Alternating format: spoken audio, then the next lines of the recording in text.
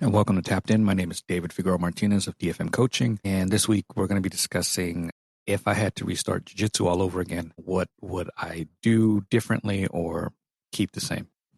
So I'm going to start off with what I would keep the same. In my opinion, I have always been really safety oriented. And I think a lot of that is because I started the sport at 30. I already understood that my prime years were kind of waning and that if I wanted to do anything athletically, whether it was this or some other endeavor, that I would want to continue to do it into my late stages, 40s, 50s, and even 60s, if at all possible. And with that in mind, I came in very conscious of, I don't want to get myself hurt. I need to go to work. That was the main issue. I don't want to go and not be able to enjoy my later stages of my life and career. That I was very safety conscious. I did not roll, and we all have these moments early on where we're a little spazzy, and I don't mean that disrespectfully, but just we're not aware of our space and bodies. But I was always very conscious of, if I roll with this person and I start rolling in a certain way, or maybe if we start taking up more space than we're supposed to, roll into another pair and injure them, or get too close to another pair and they fall on top of us. All these things were things that I had in the back of my mind that were always going when I was drilling or sparring. I also never wanted to put myself in a position where I loaded my game with techniques that were heavily athletic based. So if you've ever rolled with me, if you've ever watched me roll, there's obviously some athleticism in there, but for the most part, it is pretty standard, basic. It's more fundamental. I do have dexterity in my legs that I take advantage of that other people don't have, but I am not super like fast. I'm not super strong. I'm not taking advantage of skill sets or body things that are so beyond what most people can do, or so beyond what the human body can end up doing. So my game is pretty basic in that sense. It's Kimuras, it's omoplatas, it's butterfly, butter half guard, like it's sit up guard. It's nothing super athletic in any of the things that I do. And I've always been really conscious of safety. I've always wanted to make sure that I was good, that my partner, most importantly, that they are good and that they go to work tomorrow and they can enjoy their families instead of going to the hospital or worrying about some weird injury that's going to prolong their jiu-jitsu career or prolong their time away from the mat. So I've always been very conscious of that, and I think that's something that I want most students to take. I was also really conscious of my own schedule. I always tried to balance my life with jujitsu and work, and I never wanted to get to the point where jujitsu felt like work. So there were times when I had training partners that could train 5, 6 times a week, and they were at the gym all the time. And in the beginning, because it was new and I was really like having fun with it, I was just coming around a bit more and spending more time there. But for the most part, most of my career has been 3 times a week. And really, I think that's more than enough. I think it's a healthy amount that lets you grow, lets you implement new aspects into your game. It lets you invest in aspects that maybe you're neglecting, and you don't feel like you're necessarily pressed for time, especially if you're smart with your time. And I think that was one of the sound strategies that I had. Was I knew I had 3 times a week. I had to be very mindful of that time. And most of my roles had specific goals in mind. If I was working on Kimuras, or if I was working on butterfly sweeps, or whatever it might be, when I rolled, that would be my focus, and that would be the thing that I was trying to implement. Wasn't always successful, but in the process, you gain so much insight. If I went to training, even if I was doing more, but I wasn't as focused, I don't think it would have given me the same uh, return on investment. So try to be mindful of your training. I didn't want to go in 6, 7 times a week like some people, doing 2 days all the time and burn myself out or cause issues on the family side and have my wife resent me or have issues with how much time I was spending at jiu-jitsu and being too tired to do anything with her. So balancing that is super critical. It's important, specifically if you have kids, if you have blended families, if you have a job that's taking you 50, 60 hours a week to do. All this is an issue, and it's a distraction, and it pulls you. So if you can find a schedule that it's harmonious with everything else that you're doing, it's going to make jiu-jitsu a lot more fun for you, and it's going to balance out both halves of that life. The other thing that I was really good at, and I think I attributed to my first instructor, Jeff, was that he taught us how to be more systematic. And his approach was he would give us an assignment. And for example, mine was butterfly sweep to X guard. And I just had to drill it all the time. And we drilled a ton. And I don't think people drill as much these days, but we drilled a ton. And then when you got done with that assignment, he would give you the next step. So it was continually building one on the other. So that approach forced me, or at least reinforced in me, that I have to think about things in a lineal with fractions or lines that kind of fracture off, kind of like a tree root, or if you want to look at the way the lightning strikes, there's a base where you start, and then there's these lines that kind of strike out and they curve out, and some of them lead to nowhere, and that's where maybe I don't have as many answers. And then some of them continue down that root tree and they get deeper and deeper until they get so far into the game that you have all these answers for all the common responses to any given technique that you do a lot of. So I think for me, it reinforced understanding that there's purpose in each technique and there's a connection to each technique. And if you have those connections working really well, you're you're ahead of the game than most people you're going to end up sparring with. I watch a lot of students now, and at some gyms that I will go to open mats with, or maybe my students will go out to open mats or comps or camps, and they'll talk, and sometimes the feedback that I get, oh yeah, they don't really think about it that way. They think about everything in individual moves. And I think that's a short-sightedness from some coaches. It's not, hey, I'm going to teach you a technique and an A technique and an A technique. And they don't share necessarily the connecting factors and why I might do this technique over that one and how I connect these various techniques into an ecosystem.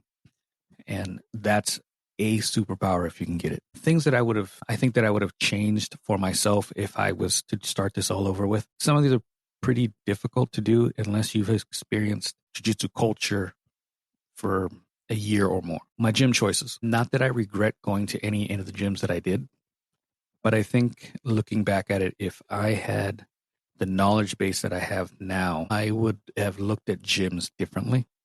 I would have done more research. I would have asked around more. And again, that's me at 44, 14 years in. My viewpoint is very different than if someone is brand new trying to find these things. And it's hard because you may not know anyone that trains anywhere. You might be the only person you know that is even interested in jiu-jitsu. So that's a hard one to tackle.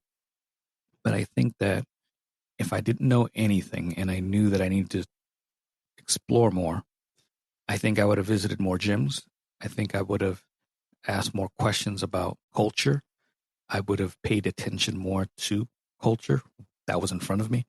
I think that when you're brand new and you go to a gym, you are so nervous about how people are going to perceive you because you don't know anyone there. So there's that aspect. You're nervous about your own body being in this unfamiliar situation that you're not asking all the questions that you really should be because you're so focused on you and just trying to acclimate to what your experience. I would pay attention to how people are communicating with one another. I would pay attention to how the instructor is communicating to people, his facial expressions, his or her. I would ask questions about promotion. I would ask questions about gym culture, uniform policies.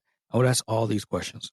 Now having some experience, then I did what most people do, and it's understanding that I can only afford this and what's easiest for me to get to. Those are two factors that I had. I didn't have anyone to guide me and tell me, hey, that's a good gym over there.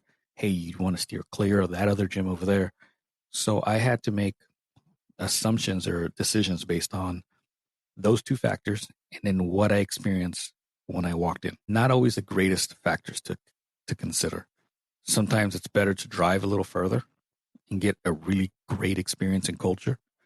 And then sometimes it's better to pay a little bit more and get those things that you really need. Not all gyms are built the same, and not all gyms are super friendly. Not all gyms are about the culture. And there's going to be some times when you step into a gym that feels good, and then 6 months later, you start seeing things that just don't really feel good. And at that point, you have to make decisions, but they're going to be hard decisions because you've now created roots here that maybe this isn't for me. In that, I think that I would have trusted my gut more. I think there were times when I saw things or experienced things that I kind of brushed off because I had laid roots here.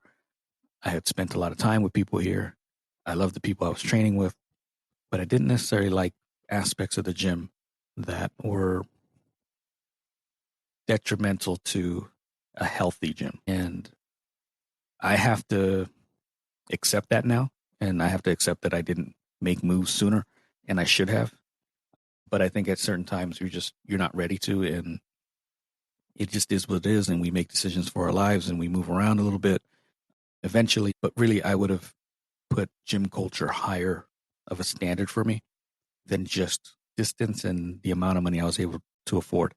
And sometimes you just got to have to you just make a tough decision. This gym isn't exactly what I want, but I want to do jiu-jitsu. This is the only one that I can afford. This is the only one I can fit in. And sometimes you just accept that gym isn't going to be perfect and you do what you can. And then maybe your finances get better and you make better decisions moving forward. There's nothing wrong with that. There's nothing wrong with changing a gym because now you're different.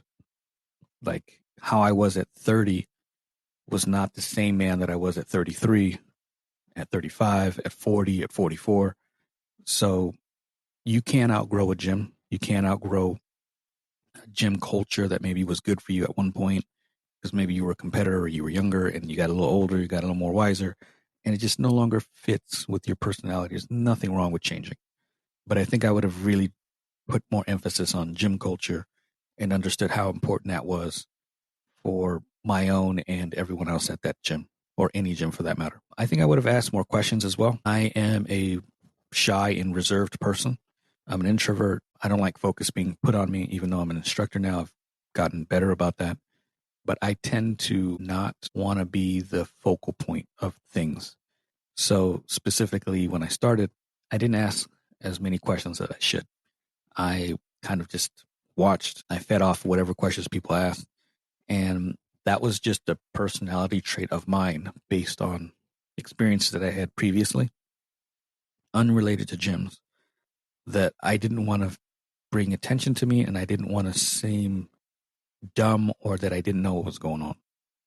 So I just didn't ask very many questions. And I'm now completely opposite of that. If I roll with someone, I don't care what rank you are. There was a blue belt, I think.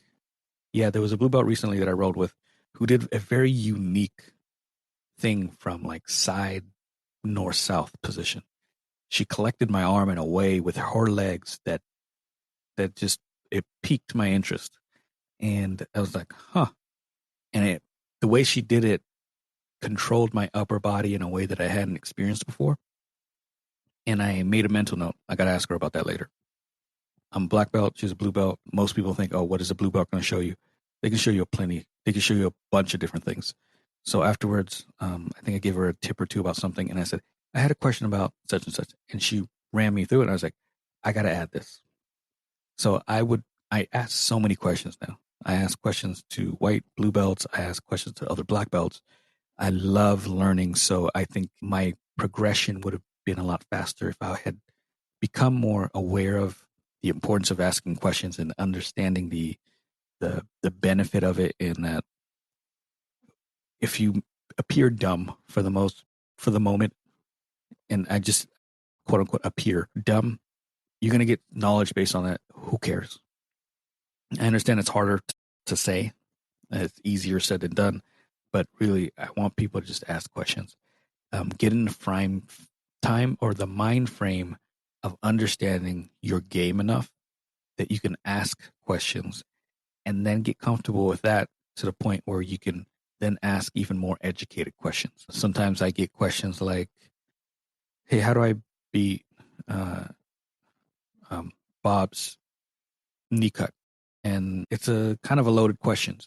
So it's not a bad question, but when you gain a little bit more insight, you start saying, Bob gets into knee cut and then he gets this underhook, and I don't know how to prevent the underhook. That's a more educated question, and it's more detailed. It's specific, and then now we can work with that a bit more. We can work with the original question as well, but like when you can understand more of what's happening, and you can say pinpoint a specific pain point, we can, we can dive into that a little easier than diving into the entire position or technique. I think I would have valued belts as well a bit better. I think sometimes we're in such a rush to get to the next belt, next promotion, next stripe that we don't we don't sit in it long enough to really enjoy and value it. I wanted to get out of white belt fast. I want to get out of blue belt fast. Blue belt has this motion of like you get stuck, you blue belt blues, you you're slightly better than everyone else, but you're not by much. I want to get out of that so fast. I I did not value blue belt. I hated it for the most part. I didn't like, oh, what belt are you? Like outsiders, and you'd be like, oh, I'm blue belt. And so what is that? And it's like, well, you earn your white belt just from starting, and then you get your blue after some time. And it was just so low on the totem pole that I didn't like it. And that was a me thing. And it's one of the things that I regret about my jiu-jitsu training is that I did not value that belt enough. I valued purple far more. I really enjoyed brown belt. Purple, I think by far was my funnest belt. But I really enjoyed brown belt because it started teaching me more responsibility and the importance of mentorship and leading and teaching correctly and making sure people around you were okay. But I absolutely hated blue belt. Hated it. I wanted to get out of that thing so fast. And looking back at it, it was a mistake on my part.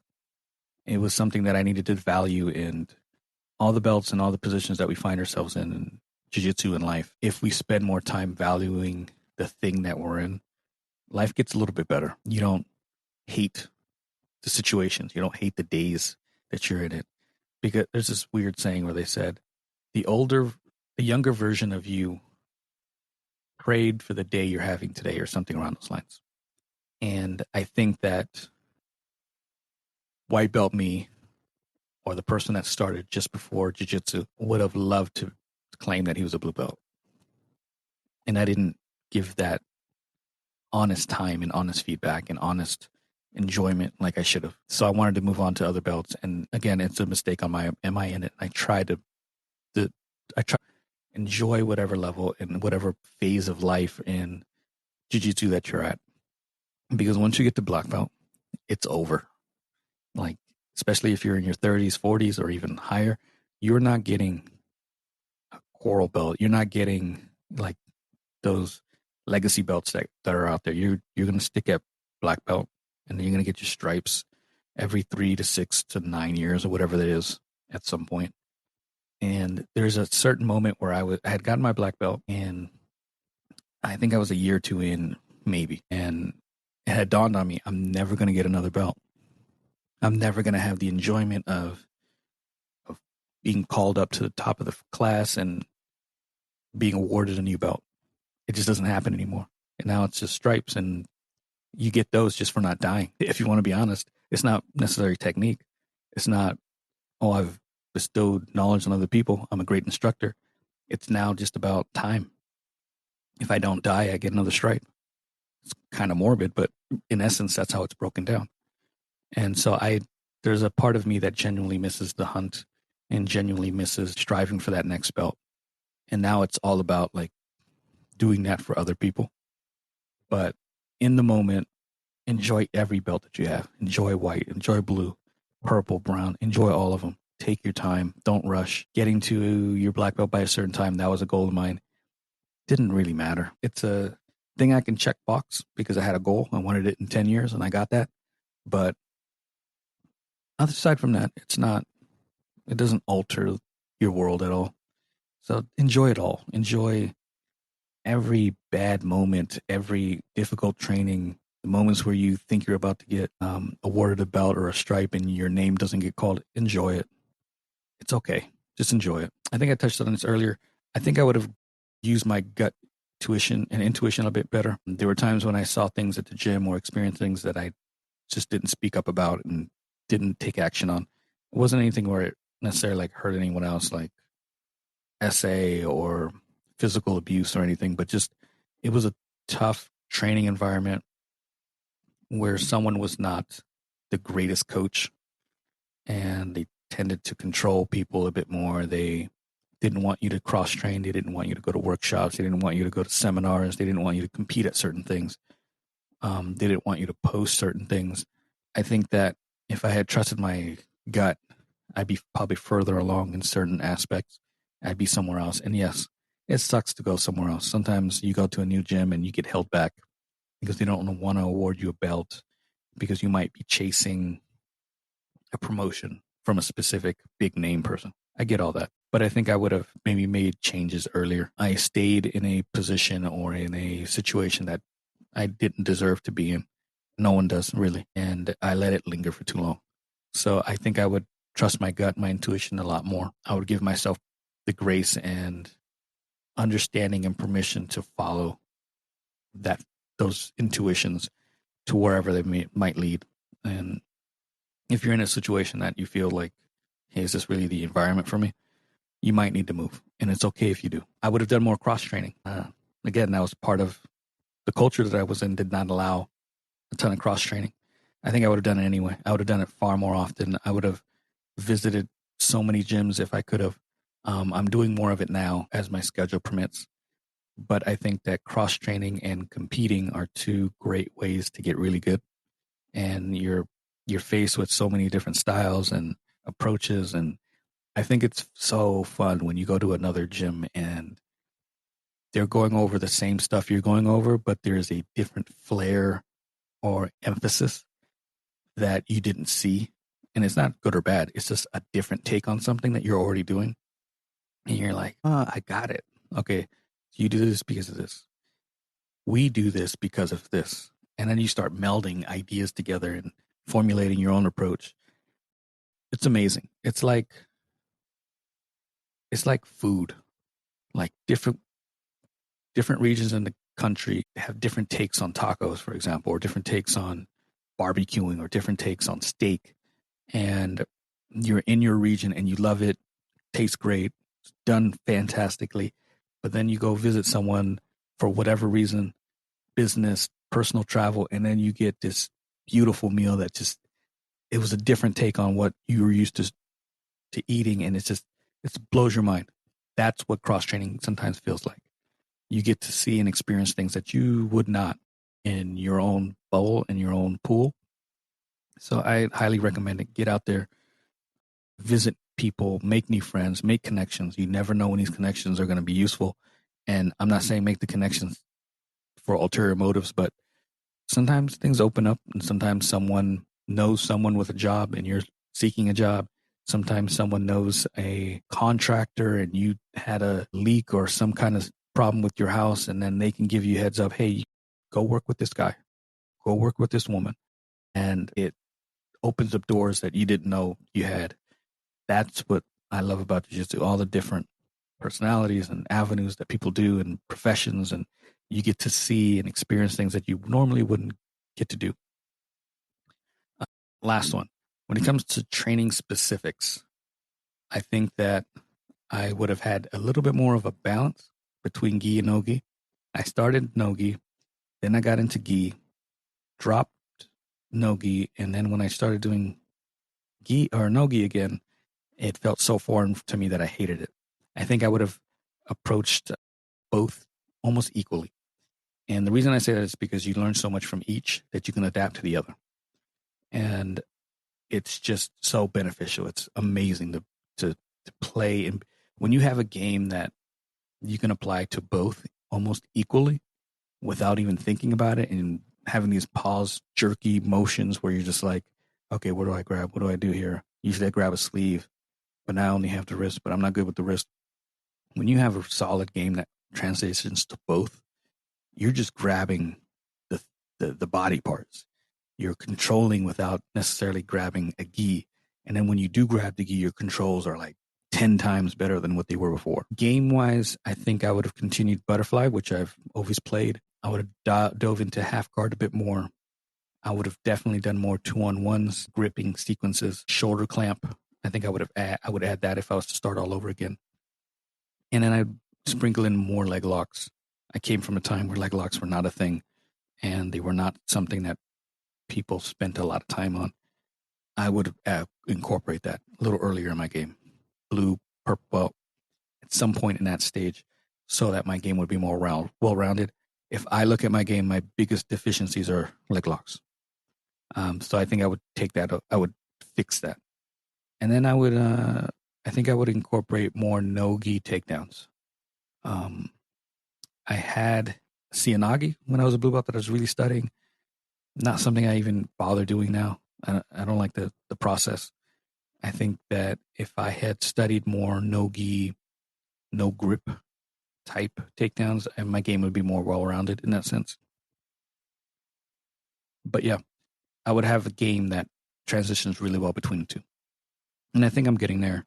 I think I'm about 50-50, maybe 45 gi versus no gi. So I'm more balanced than I've ever been. But I think that it would have been more beneficial if I had done some of the things I just mentioned, but earlier, maybe in my blue belt phase. My game would be a lot sharper in those elements. But it is what it is. If you're new to the game, highly recommend butterfly, half guard, 2-on-1s, shoulder clamp, and then some non-gi techniques for takedowns. And I know this sounds funny, but just like, I don't want anything that really requires a grip on the collar, for example. I want techniques that I can do in gi and no gi very simply. Nothing that's high risk, just stuff that can get me to the positions that I want to get to quicker. If there's anything else that maybe I've missed that you personally would want to include if you had to start all over, I would love to hear it. Put that in the comments or DM me or whatever you like. If you have any questions about Jiu-Jitsu, I am available at dfm.2099 on Instagram and Threads. Pretty active on both. If you want to work with me somehow, you can DM me or reach out to me at dfmcoaching.com. Until next time, thank you so much.